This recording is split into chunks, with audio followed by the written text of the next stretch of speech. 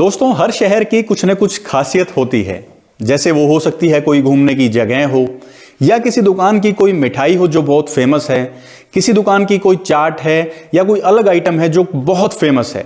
अब ऐसा नहीं है कि उन्होंने ये मिठाई कभी बनाई हो और ये एक ही दिन में बहुत फेमस हो गई हो। फेमस होने के पीछे लगती है बहुत सारी मेहनत और लगातार अपनी क्वालिटी और टेस्ट को बरकरार रखना। अब आप सोचेंगे कि मैं आपको यह बात क्यों बता रहा हूं, क्योंकि आज जिस हेल्थ इंश्योरेंस प्लान की मैं बात करने वाला हूं, उसने भी सालों साल अपनी क्वालिटी को मेंटेन करते हुए ये गुडविल हासिल की है। मैं बात कर रहा हूं स्टार हेल्थ इंश्योरेंस के फैमिली हेल्थ ऑप्टिमा यानी कि FHO प्लान के बारे में। इसने सालों साल अपनी क्वालिटी बरकरार रखी है और ये कभी से इनका बेस्ट सेलिंग प्लान रहा है। तो मैं आज आपको बताता हूं कि आज की वीडियो में क्या खास है। आज की वीडियो में हम जानेंगे रिस्टोरेशन बेनिफिट क्या होता है और फैमिली हेल्थ ऑप्टिमा प्लान में ये कितनी बार आप ये बेनिफिट ले सकते हैं। उसके बाद मैं आपको ये भी बताऊंगा रिचार्ज बेनिफिट क्या है और इसकी लिमिट्स क्या क्या हैं। देखिए, कुछ ना कुछ लिमिट्स होती हैं ताकि आप कभी भी क्लेम के टाइम पे या पॉलिसी खरीदते टाइम इस बात को समझ पाएं कि आपकी पॉलिसी में कौन सी चीज किस लिमिट तक कवर है। उसके बाद मैं आपको सभी नियमें व शर्तें बताऊंगा, जितने भी इसके अंदर हिडन टर्म्स एंड कंडीशन है यानी छुपी हुई नियम व शर्तें हैं जिनका जिक्र कोई भी नहीं करता है, ताकि आप कभी भी क्लेम के टाइम पे या पॉलिसी खरीदते टाइम ये डिसाइड कर पाएं कि आपने सही पॉलिसी ली है या नहीं है। अब ये तो रही बात कवरेज की। उसके बाद वीडियो के एंड में मैं आपको ये बताऊंगा कि क्या क्या इलाज इस पॉलिसी में कभी भी कवर नहीं होगा। तो नमस्कार दोस्तों, मेरा नाम है अरविंदर सिंह और मैं आपका बहुत बहुत स्वागत करता हूं DHC सॉल्यूशंस के YouTube चैनल पर। आज का वीडियो थोड़ा सा लंबा हो सकता है क्योंकि हम प्लान और जानकारी की क्वालिटी से बिल्कुल भी कॉम्प्रोमाइज नहीं करेंगे। अगर आपके पास समय की कमी है तो वीडियो को आप थोड़ा सा फास्ट प्लेबैक करके देख सकते हैं, लेकिन पूरा वीडियो देखिए ताकि आपको फ्यूचर में इसका सही से इस्तेमाल कर पाएं। आइए वीडियो को शुरू करते हैं। अब दोस्तों, जो पॉलिसी खरीदने के लिए सबसे पहली कंडीशन है वो है एज की एलिजिबिलिटी, यानी कौन कौन सी एज का मेंबर इसे पॉलिसी को खरीद सकता है। एडल्ट्स के लिए एज की कैटेगरी है वो है 18 से 65 साल के बीच का कोई भी एडल्ट इसे खरीद सकता है। बात करते हैं डिपेंडेंट चाइल्ड की, यानी जो अपने पेरेंट्स पे डिपेंडेंट है और उनके साथ इस पॉलिसी में आना चाहता है, तो वो 16 दिन से लेकर 25 साल तक की एज के बीच में इस पॉलिसी में एंट्री ले सकता है। अब कोई न्यूबॉर्न बेबी है, यानी पॉलिसी में अगर किसी न्यूबॉर्न बेबी को इंक्लूड करना है तो वो भी इंक्लूड हो सकता है, लेकिन उसमें कंडीशन क्या है कि न्यूबॉर्न बेबी की कवरेज स्टार्ट होगी 16 दिन की एज होने के बाद से, जैसा कि इस वाली टर्म एंड कंडीशन में लिखा हुआ है।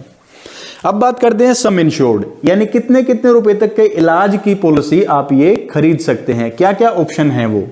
ये स्टार्ट होती है 3 लाख रुपए की कवरेज से और जाएगी 25 लाख रुपए की कवरेज तक। अब जो इसमें प्लान के ऑप्शंस हैं वो हैं 4 लाख, 5 लाख, 10 लाख, 15 लाख, 20 लाख और 25 लाख रुपए। इसका मतलब यह है कि इतने रुपए तक का इलाज आप एक साल में इस पॉलिसी में करवा सकते हैं, तो वो आपको इनमें से काफी सारे ऑप्शन से आप चूज कर सकते हैं। अब दोस्तों, बात आती है रूम रेंट की। देखिए, कोई भी पेशेंट अगर किसी हॉस्पिटल में एडमिट होता है तो उन्हें एक किसी भी कैटेगरी का रूम चूज करना होता है। अब वो जनरल वार्ड भी हो सकता है या सिंगल प्राइवेट AC रूम भी हो सकता है, या फिर आजकल तो महंगे महंगे रूम्स की अलग अलग कैटेगरीज अवेलेबल हैं सभी हॉस्पिटल्स में।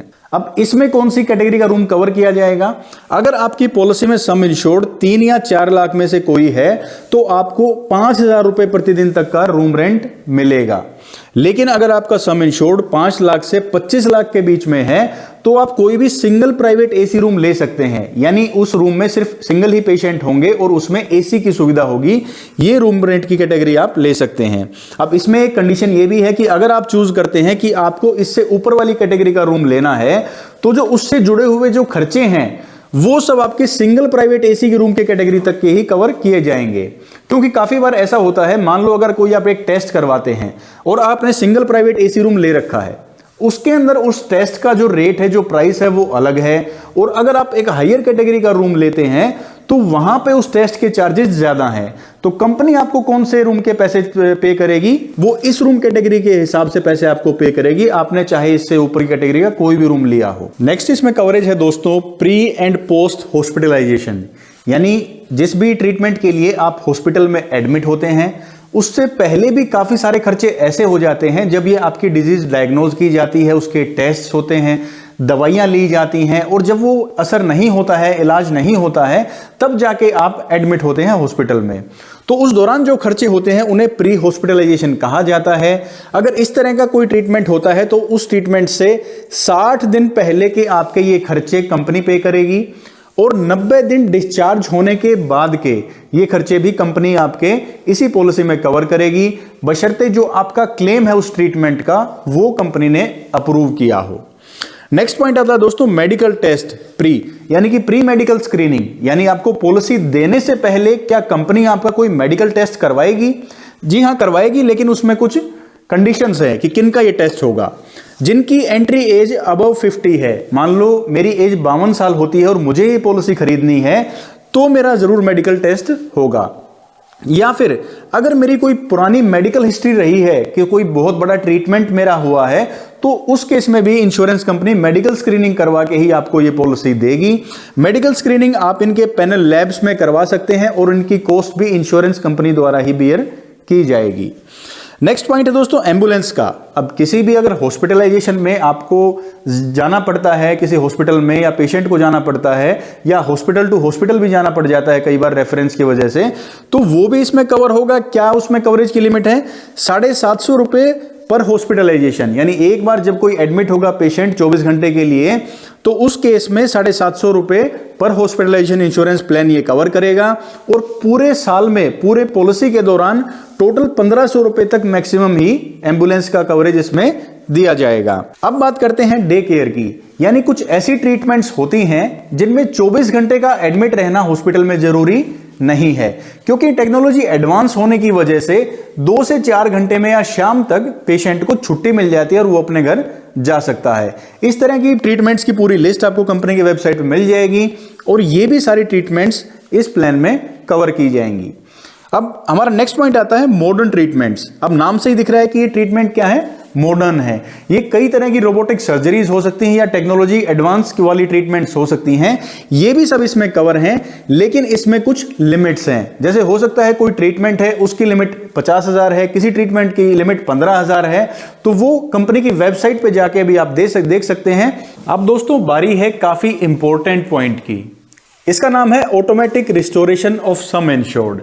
यानी देखिए, जितने भी लाख रुपए की हमने पॉलिसी ली है, मान लो 4 लाख रुपए की, 5 लाख रुपए की या 10 लाख रुपए की हमने पॉलिसी ली है, और इलाज के दौरान कभी वो पूरा अमाउंट खत्म हो जाता है, तो क्या होगा? तो कंपनी आपको एक फैसिलिटी दे रही है रिस्टोरेशन की, यानी ऑटोमेटिकली वो अमाउंट पूरा का पूरा रिफिल हो जाएगा, रिस्टोर हो जाएगा। और वो कितनी बार होगा? वो 3 बार मैक्सिमम होगा। यानी अगर 10 लाख रुपए की पॉलिसी है तो 10 लाख पूरा खत्म होने के बाद दोबारा कंपनी आपको 10 लाख रुपए रेडी कर देगी रिस्टोरेशन के रूप में, वो भी पूरा खत्म हो गया तो दोबारा कंपनी आपको फिर 10 लाख रुपए करेगी। मैक्सिमम कितनी बार? 3 बार। अब ये मैक्सिमम रिस्टोरेशन कितना होगा? Up to 100% of sum insured. मैंने आपको क्या बताया, 10 लाख रुपए खत्म होंगे तो दोबारा प्लान में 10 लाख रुपए ऐड होंगे।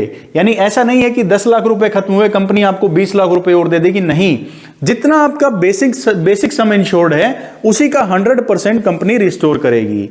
अब एक और इसमें जो हिडन चीज है, जो खास चीज है ध्यान रखने लायक, जो आपका रिस्टोरेशन का अमाउंट है, मान लो 10 लाख रुपए एक बार पूरे कंप्लीटली खत्म हो गए, दोबारा कंपनी ने आपको रिस्टोरेशन बेनिफिट जो दिया है उसमें से अगर आपको पैसे यूज करने हैं तो वो अनरिलेटेड इलनेस होनी चाहिए। यानी जिस ट्रीटमेंट के लिए आपने पहले वाला सम इंश्योर्ड यूज किया है उस सेम ट्रीटमेंट के लिए आप ये रिस्टोरेशन बेनिफिट को यूज नहीं कर सकते हैं। ये इसमें एक अलग पॉइंट है, लेकिन आजकल जो प्लान्स आ रहे हैं सब में आप अनरिलेटेड या रिलेटेड किसी भी इलनेस के लिए इसको यूज कर पाते हैं, लेकिन ये काफी पुराना प्लान है तो ये इसमें थोड़ी सी अपडेशन नहीं है, इसमें आपको अनरिलेटेड इलनेस का ही क्लेम मिलेगा। नेक्स्ट बात करते हैं क्यूमुलेटिव बोनस के बारे में। क्यूमुलेटिव बोनस को आसान भाषा में कहें तो नो क्लेम बोनस भी कहा जाता है।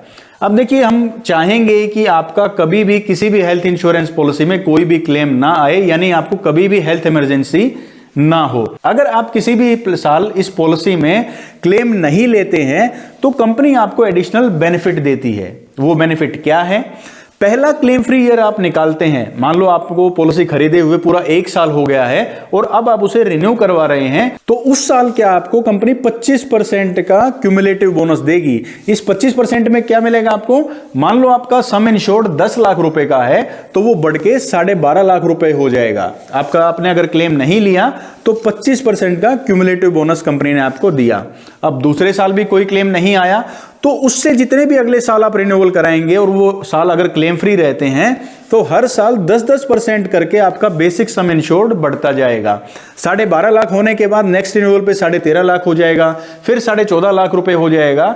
यानी बेसिक सम इंश्योर्ड का ये परसेंटेज हर साल बढ़ता जाएगा। पहले साल कितना, 25%, उसके अगले हर साल 10%। कितनी लिमिट तक बढ़ेगा, यानी कितना अमाउंट होने तक ये बढ़ जाएगा, जब तक ये आपका टोटल अमाउंट 10 लाख से 20 लाख रुपए नहीं हो जाता, यानी बेसिक सम इंश्योर्ड का 100% नहीं बढ़ जाता, तब तक ये अमाउंट क्लेम फ्री ईयर्स के साथ साथ आपका बढ़ता रहेगा। अब दोस्तों नेक्स्ट पॉइंट आता है additional some insured for road accident. अब कंपनी ये कहती है ये तो आपका किसी भी नॉर्मल ट्रीटमेंट के लिए आपने पॉलिसी खरीदी है, लेकिन देखिए रोड पे हम चलते हैं, इतना रिस्क रहता है और कोई रोड पे एक्सीडेंट अगर हो जाता है तो कंपनी आपको 25% का एडिशनल बेनिफिट देती है। किसमें, सम इंश्योर्ड में। अगर आपका सम इंश्योर्ड 10 लाख रुपए का था और कोई रोड एक्सीडेंट हो जाता है, आप किसी टू व्हीलर पे जा रहे हैं, आप चला रहे हैं या आप पीछे भी बैठे हैं, तो अगर कोई एक्सीडेंट हो जाता है तो उसमें 25% वो सम इंश्योर्ड 10 लाख से बढ़कर ऑटोमेटिकली 12.5 लाख रुपए हो जाएगा, सिर्फ किसमें, रोड एक्सीडेंट के केस में। अब और ये कितना 25% बढ़ेगा, लेकिन इसमें एक लिमिट और भी है कि मैक्सिमम 5 लाख रुपए तक ये जाएगा। मान लो अगर मेरी पॉलिसी 25 लाख रुपए की है तो उसका 25% अगर आप देखेंगे तो वो तो 6,25,000 रुपए हो गया, लेकिन कंपनी ने इसके लिए एक लिमिट फिक्स कर दी है कि 25% या फिर 5 लाख, मैक्सिमम 5 लाख तक ही जाएगा, इससे ज्यादा ये कवरेज नहीं मिलेगा। तो ये काफी अच्छा बेनिफिट इसका मुझे लगता है। अब दोस्तों आता है वो पॉइंट जिसकी वजह से काफी ज्यादा कंफ्यूजन रहती है क्लेम्स में और काफी ज्यादा क्लेम्स रिजेक्ट भी कर दिए जाते हैं क्योंकि इस पॉइंट की ज्यादा जानकारी नहीं होती है। इसका नाम है वेटिंग पीरियड। वेटिंग पीरियड का मतलब कितना टाइम हमें इंतजार करना है, यानी कौन कौन से इलाज कितना टाइम इंतजार करने के बाद बीमा कंपनी कवर करेगी। अब इसमें कुछ कैटेगरीज हैं, वो मैं आपको 1 बाय 1 बताता हूं। सबसे पहला जो नाम आता है वो है प्री एग्जिस्टिंग डिजीजेस का, यानी जो दिक्कतें पेशेंट को यानी इंश्योर्ड को पहले दिन से है और हम इंश्योरेंस कंपनी को बताते हैं कि मुझे भाई आज के दिन बीपी है या शुगर है, थायराइड है, और उसके बाद हम पॉलिसी खरीदते हैं, वो इस कैटेगरी में आती हैं। यानी जो बीमारियां पहले से हैं वो इंश्योरेंस कंपनी उनसे जुड़ी हुई कोई भी ट्रीटमेंट 48 महीने बाद कवर करेगी FHO में, यानी फैमिली हेल्थ ऑप्टिमा प्लान में। दूसरी कैटेगरी आती है स्पेसिफिक डिजीजेज की। ये कुछ इस तरह की बीमारियां हैं जिनको होने में थोड़ा सा टाइम लगता है। ऐसा नहीं है कि आज आपको इन्फेक्शन हुई और अगले दिन वो ट्रीटमेंट चाहिए हमें। ये वो बीमारियां हैं जिनको होने में 2 साल 3 साल इतना टाइम लग जाता है, जैसे कि अपेंडिक्स है, हर्निया है, किसी तरह का स्टोन है, किडनी में है, गॉल ब्लैडर स्टोन है। तो ये जो इस तरह की ट्रीटमेंट्स हैं ये 24 महीने की रेगुलर कंटिन्यू पॉलिसी के बाद इंश्योरेंस कंपनी आपका इलाज कवर करेगी। उसके बाद जो कैटेगरी आती है वो सिकनेस या इलनेस की। ये किसी भी तरह का इन्फेक्शन, बुखार, डेंगू, मलेरिया, चिकनगुनिया, कोविड भी इसी कैटेगरी में आता है।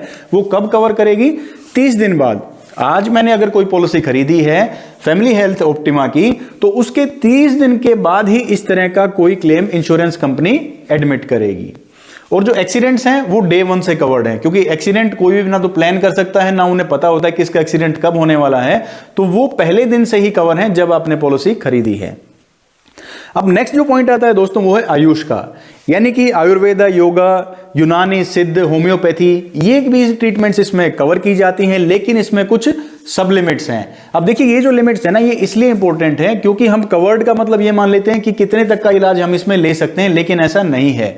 ये जो लिमिट्स हैं ये आपकी सम इंश्योर्ड पे बेस्ड हैं, यानी जितना आपका जितने की पॉलिसी, इतने लाख की आपने पॉलिसी खरीदी है उसके अनुपात में ही आपकी लिमिट्स दी गई हैं।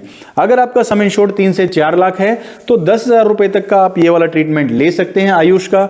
अगर सम इंश्योर्ड 5 से 15 लाख के बीच में है, यानी 5, 10, 15 इन तीनों में से कोई भी है, तो 15,000 रुपए तक का इलाज आप आयुष कैटेगरी के अंडर ले सकते हैं।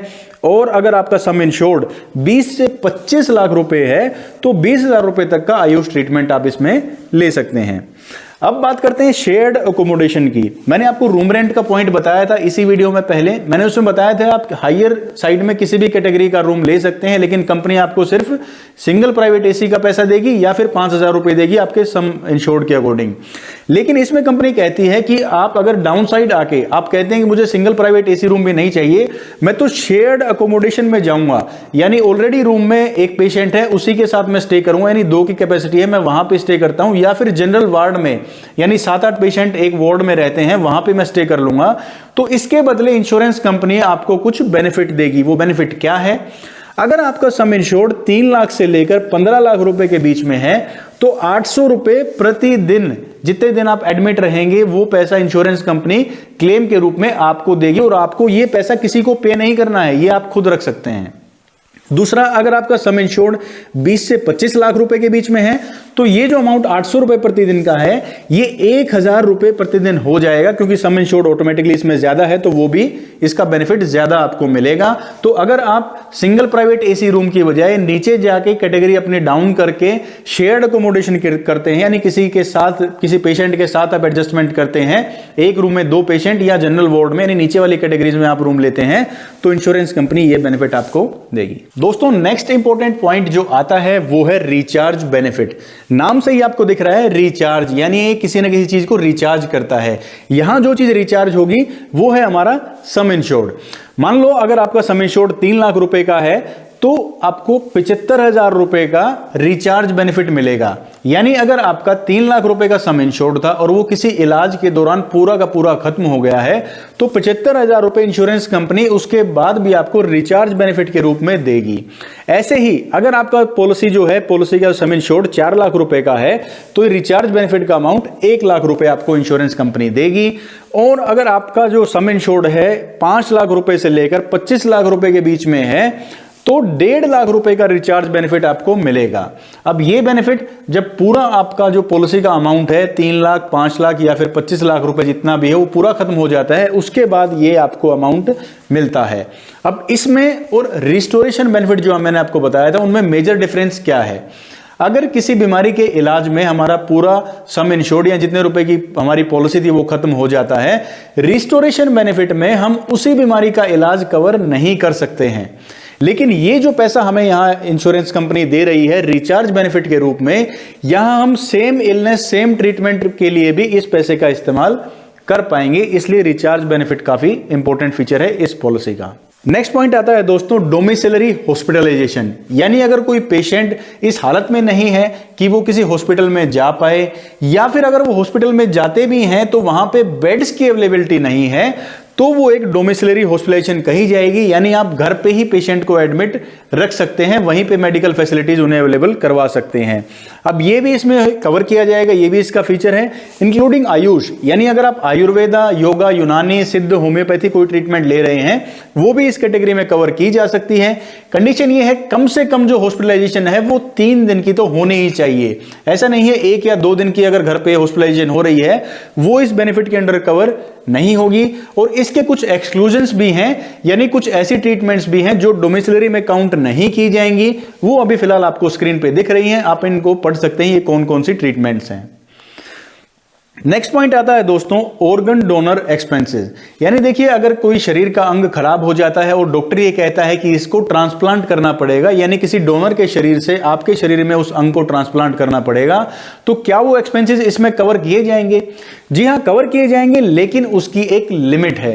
वो है आपके सम इंश्योर्ड का 10%, यानी जितने रुपए की आपने पॉलिसी खरीदी है, मैं बार बार सम इंश्योर्ड जो शब्द यूज कर रहा हूं इसका मतलब है जितने रुपए का प्लान आपने लिया, जितने रुपए की पॉलिसी आपने खरीदी है शुरू में, तो उसका 10% इसमें कवर किया जाएगा। अगर आपकी पॉलिसी 10 लाख रुपए की कवरेज आपको देती है तो 1 लाख रुपए तक का खर्चा डोनर एक्सपेंसेस के लिए कवर किया जाएगा। इसमें कुछ नियम व शर्तें हैं, वो क्या हैं?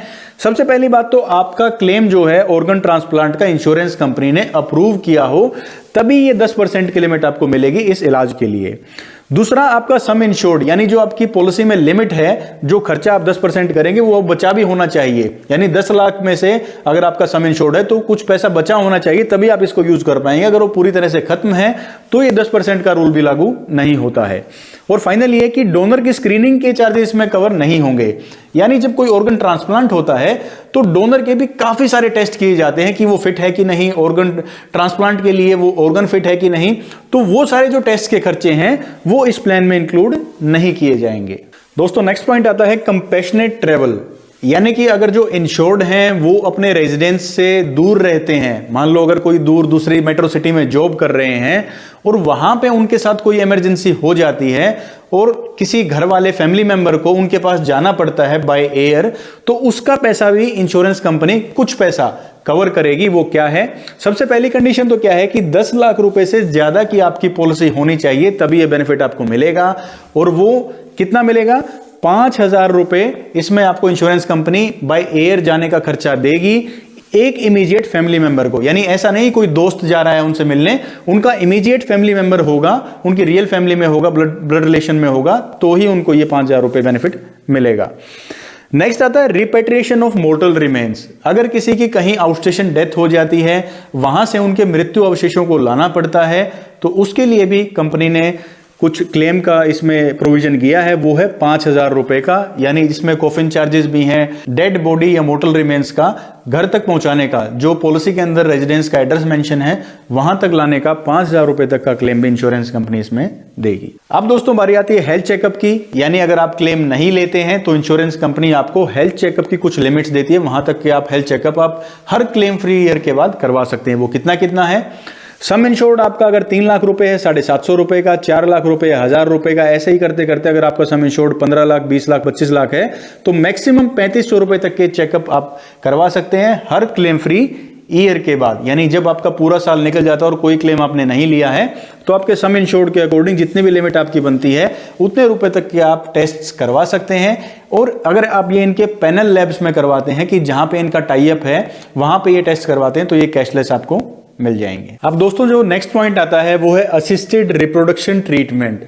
अब आज की लाइफस्टाइल ऐसा है कि काफी सारे केसेस आपने सुने होंगे कि कपल्स को बेबी कंसीव करने में दिक्कत होती है, बच्चा कंसीव नहीं होता है, तो उससे रिलेटेड अगर कोई डॉक्टर के पास ट्रीटमेंट चल रही होती है तो कुछ ट्रीटमेंट्स ऐसी हैं जो इस प्लान में भी कवर की जाएंगी। सबसे पहले बात करते हैं उसमें कंडीशंस क्या क्या हैं। पहली कंडीशन ये है कि वेटिंग पीरियड 36 महीने का है, यानी लगातार 3 साल से आप फैमिली हेल्थ ऑप्टिमा पॉलिसी खरीद रहे हैं, उसके बाद ही इस तरह का कोई ट्रीटमेंट इंश्योरेंस कंपनी कवर करेगी। अब वो कितने रुपए तक का इलाज कवर करेगी? अगर आपका सम इंश्योर्ड 5 लाख रुपए का है, मिनिमम 5 लाख रुपए से शुरू है, 4 और 3 लाख रुपए के लिए ये ट्रीटमेंट अवेलेबल नहीं है। 5 लाख रुपए का अगर आपका सम इंश्योर्ड है तो 1 लाख रुपए की इस तरह की ट्रीटमेंट आप कवर कर सकते हैं। अगर सम इंश्योर्ड 10 लाख से लेकर 25 लाख रुपए के बीच में है तो 2 लाख रुपए तक की आप असिस्टेड रिप्रोडक्शन ट्रीटमेंट ले सकते हैं इस पॉलिसी में। अब नेक्स्ट कंडीशन ये है कि रिस्टोरेशन बेनिफिट मैंने आपको बताया था, पूरा सम इंश्योर्ड खत्म होने के बाद आपका अमाउंट दोबारा से रिस्टोर हो जाता है। और रिचार्ज बेनिफिट मैंने आपको बताया था, पूरा सम इंश्योर्ड खत्म होने के बाद कुछ पैसे इंश्योरेंस कंपनी आपको और भी देती है यूज के लिए। ये दोनों ही बेनिफिट इस इलाज पे लागू नहीं होंगे।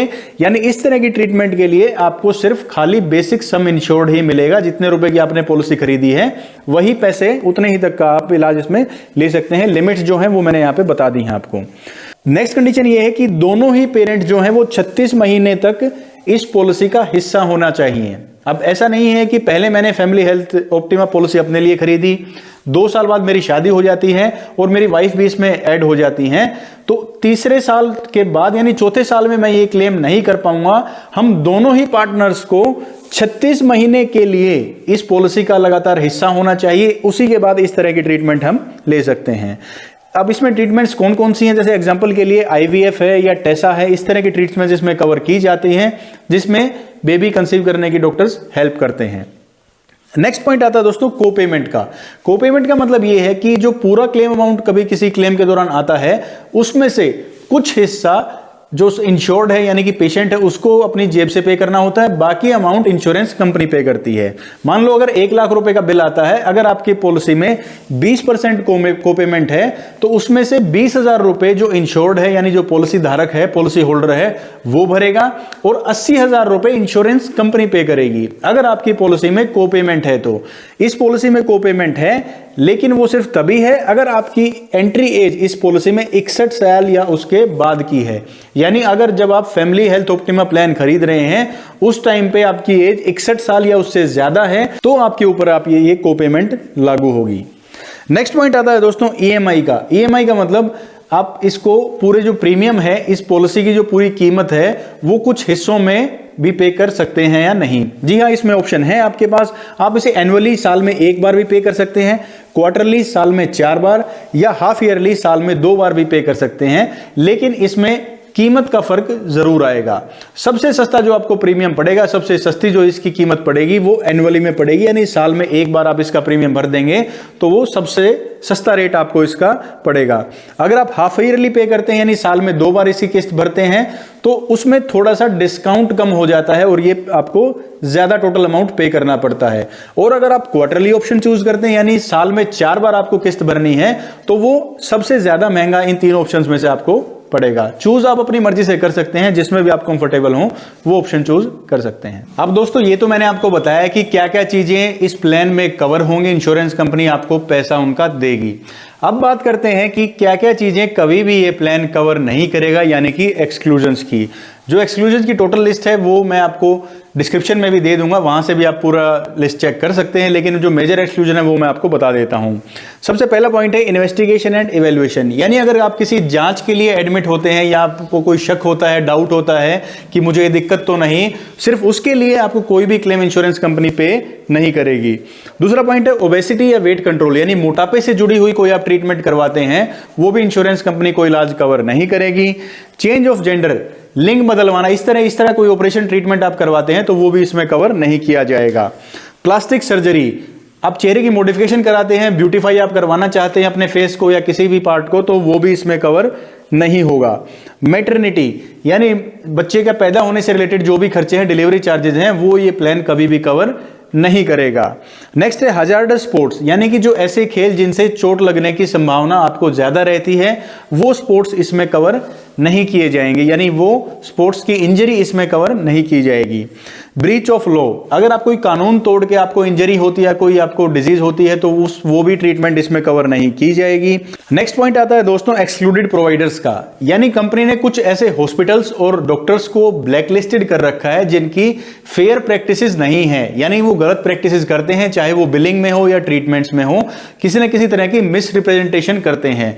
तो अगर आप इस तरह के किसी हॉस्पिटल या डॉक्टर के पास ट्रीटमेंट करवा लेते हैं तो इंश्योरेंस कंपनी इस तरह का कोई भी क्लेम आपका अप्रूव नहीं करेगी। डिटेल लिस्ट जो है इन एक्सक्लूजन्स की वो आपको डिस्क्रिप्शन में मिल जाएगी, आप वहां से चेक कर सकते हैं। इनको जरूर एक बार पढ़ लें कि क्या क्या इलाज आपका कवर कभी भी नहीं होगा। तो दोस्तों ये मैंने कंप्लीट डिटेल आपको बताई है फैमिली हेल्थ ऑप्टिमा प्लान के बारे में। प्लान ये काफी शुरुआत से स्टार हेल्थ इंश्योरेंस कंपनी बेचती आई है, अभी तो खैर काफी नए नए प्लान्स उनके पास आ गए हैं, लेकिन ये सिग्नेचर उनका प्लान रहा है और इसने काफी ज्यादा गुडविल अपने टाइम में कमाई है। तो दोस्तों उम्मीद करता हूं पूरा प्लान आपको समझ में आया होगा और यहां दी गई जानकारी को आप समझ के अच्छे से इस्तेमाल भी करेंगे। इस वीडियो को बनाने का मेरा एक ही मकसद है कि आप हेल्थ इंश्योरेंस खरीदते वक्त किसी भी जानकारी से अनभिज्ञ ना रहें, यानी कोई हर जानकारी आपको उसके बारे में पता होनी चाहिए ताकि आप उसका बेस्ट से बेस्ट यूज कर पाएं। तो दोस्तों इसी के साथ मैं हरविंदर सिंह आपसे लूंगा इजाजत, मिलूंगा आपसे अगले हफ्ते और बेहतर जानकारी और अपडेट्स के साथ। तब तक के लिए आप अपना ख्याल रखिए, खुश रहिए और स्वस्थ रहिए। जय हिंद।